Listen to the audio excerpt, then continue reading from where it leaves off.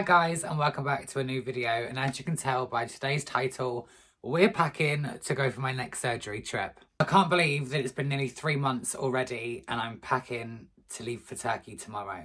And I thought what better way to make a video is to show you guys what I'm packing for this trip and what I've learned from my previous trip. Because let's be honest, I way overpacked for my last trip. And if this video can help even one person, then that is amazing, because I didn't really know what to pack for my first trip. I ended up packing so much stuff. I didn't use any of it. It was too much for me to carry, especially if you're going on your own. You need to pack so light. I'm obviously going on my own this time, so my sister was with me on my last trip and I'm going solo this time. So I'm packing to a minimum. And obviously some of the things that I'm packing are going to be like unique to me. So bear that in mind, that not everybody's going to pack exactly the same as what I am. And you can adapt your own packing to your own needs. So I'm flying easyJet. I didn't want to pay stupid money for a fucking carry-on bag. So I've just got myself like a little rucksack. I got this off Temu and this is going to be perfect for what I need. So first and foremost, you're going to need your passport. So put your passport in. Why am I doing it like a let's do this together? I feel like this is going to be hilarious. Right, guys, you are not going to need more than 2 outfits. So I've got myself like a comfy sort of lounge set. I got a little pair of shorts and an oversized t-shirt. Depending on your surgeries, you're not going to want anything that's a tight waistband. Don't pack any jeans. Don't pack tight pants. Don't pack tight leggings. You're not going to need them. They're going to be uncomfortable. Wear something nice and loose. So there's outfit number 1. And then my second outfit is probably what I'm going to wear on the way home. So I've just got like a loose tracksuit set and a little t-shirt. So put that in the bag. And already this bag's getting full. So this next item is going to be dependent on whether you're staying in a hotel, whether you're staying in the hospital, whether your hospital has a TV or entertainment or anything like that. Mine didn't. I stayed in the hospital. It's a laptop or an iPad or something to watch films on. I wish I'd have known this beforehand, because obviously when me and my sister went 3 months ago, my hospital does have a TV in the room, but it's literally from the 1920s. It only had Turkish channels and it was all pixelated. So I didn't have anything other than my phone to watch TV on and just pass the time. So this is an absolute must this time. Another absolute must, and this is probably top of my list that what you're going to need, is a travel adapter specific to the country that you're going to. This is obviously like a European plug, so this will work in Turkey. And an extension lead. You don't know where these plugs are going to be. And when you're laid up in bed after your surgeries and you can't move and bend, especially if you're there on your own, this is going to be a lifesaver, because obviously you've got multiple plugs here. You only need one adapter, and this will stretch across most hotel and hospital rooms.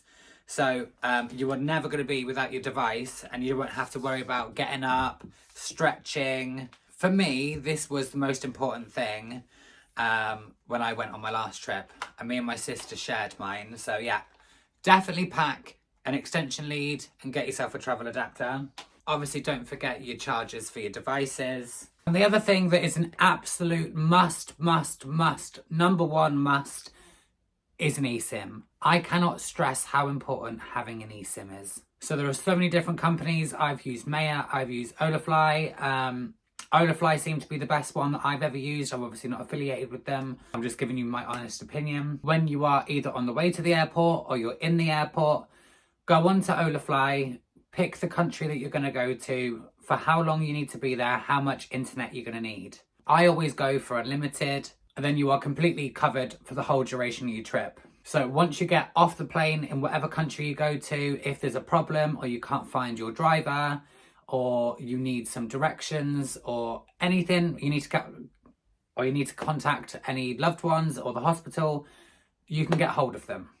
Obviously, you go on, you pay for it, you download it to your phone and you put it in your eSIM. All the information will be given to you when you buy the eSIM. But it is a lifesaver. Not only does it give you unlimited internet when you were in the country of your surgery, I actually needed to use my phone straight away. If you've watched my previous surgery vlog, I couldn't find the driver, so I had to contact the hospital, because I was like, where's the driver? We're here. We're outside the airport, ready to get picked up. Like, where is he? If I didn't have my eSIM, that would have cost me a fucking fortune.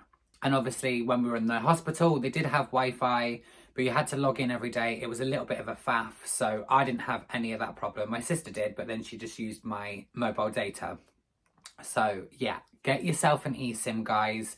It will save you stress, it will save you drama, and it will save you money if you need to use it as soon as you get off the plane.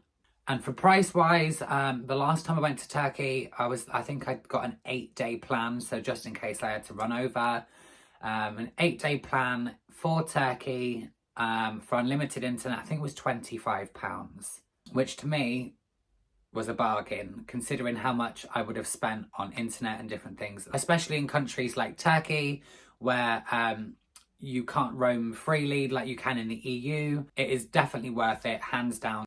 Top priority on my list, if I'm honest.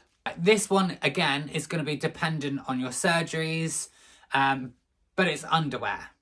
I didn't wear underwear throughout the whole duration of my hospital stay. So obviously, like when I arrived in Turkey, I was wearing underwear and I wore underwear for the first day. Obviously, my surgery was postponed to the day after. And I didn't wear knickers again until probably either the day I came home or the day before I came home. Make sure you size up. Don't wear the knickers, especially if you're having a BBL or if you're having fat transfer into your hips. Your knickers that you normally wear are not going to fit you. They are going to be too tight. They're going to cut into your BBL. They're going to cut into your hips. And let me tell you, that newly transplanted fat is very malleable. I wore a pair of knickers on the last day and I probably had them on for an hour.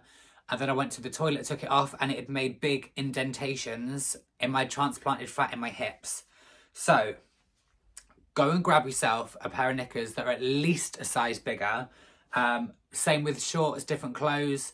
Size up, because the swelling you're going to have, the excess fluid, you are not going to be the size that you walked into that hospital. I came home from my surgery and I was 14 pounds heavier than I was when I first went. So just bear that in mind. Right, deodorants and dry shampoo. Get yourself a nice roll on. You're going to need this because you are going to smell. Nobody warned me about how much you were going to smell. After my BBL and my tummy tuck and my fat transfer and the lipo, I smelt like death. I smelt like someone had crawled up inside me, put a dead body and left it there. I smelt like rotting flesh. I didn't bring any deodorant with me. I don't know why I didn't. But yeah, this is a must. As well as dry shampoo, buy it in the airport or see if you can get it once you get there. Your hair is going to be greasy. You're not going to be able to wash it unless you've got like a little salon close by to either your hospital or your hotel room. Your hair's going to be an absolute mess. I was so lucky that my sister was at the hospital with me and we managed to put my head over the sink and we washed my hair because it was like someone had dipped it in a chip pan. It was disgusting. It smelled. And it makes you feel extra gross because you smell and your hair's gross and you're in a hospital and you're sore. Yeah, it's just a no-no. So get yourself some dry shampoo. Obviously, this is very dependent on the person that you are. I've just got myself a little beauty bag. So I've just got, I've got some little makeup essentials in here. I've also got my travel toothbrush. I've got toothpaste. I've got some skincare in there. I didn't bring any of this last time. But obviously me being a content creator, I'm going to bring it with me this time just in case the hospital wants some sort of promo shots or anything like that. Or if I'm going to do a bit of content for them or content for myself, I am bringing just the basic essentials. But like I said, this is completely dependent on you. If you don't want it, it's extra weight. If you don't think you need it, don't bring it. Especially if you're on your own. Like I said before, try and keep this bag as light as possible. Another little thing is a little selfie light. Obviously being a content creator again, I'm going to need this for filming content for you guys. The last time I was there, when it was nighttime, it was just very poorly lit. So at least if I've got this, you can see me. You can see me clearly. So yeah, that is a must for me. And the last thing I'm packing is my extra Faha compression garments that I got from the company Brabec. When I first went out for my surgeries, I was obviously given a compression garment by the hospital, which is very good quality, but it cut into my legs and now I've got scars on my legs from where I slept in it for a couple of weeks and it was painful and I just didn't really check it, and it wasn't the hospital's fault, it was my fault. I should have looked into it, but I have got 2 different compressions, some short ones, and these are another pair of short ones with a breast compression as well. I'm going to take these with me just in case the compression garment that the hospital give me isn't as comfortable. I've tried both of these out. I've slept in them. I've been living in these for quite a while now, so I know they're comfortable. I know they work. They give me support. I'm bringing these as a backup just in case I'm really uncomfortable in what the hospital give me. And yeah, that is it, guys.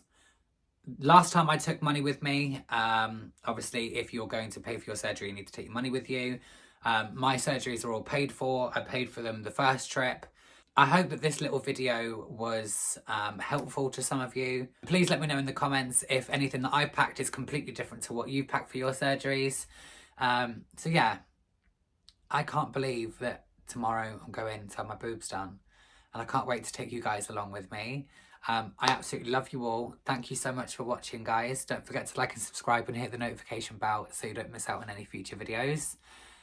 And I will see you on the next one when I've got some new boobs. Bye, guys.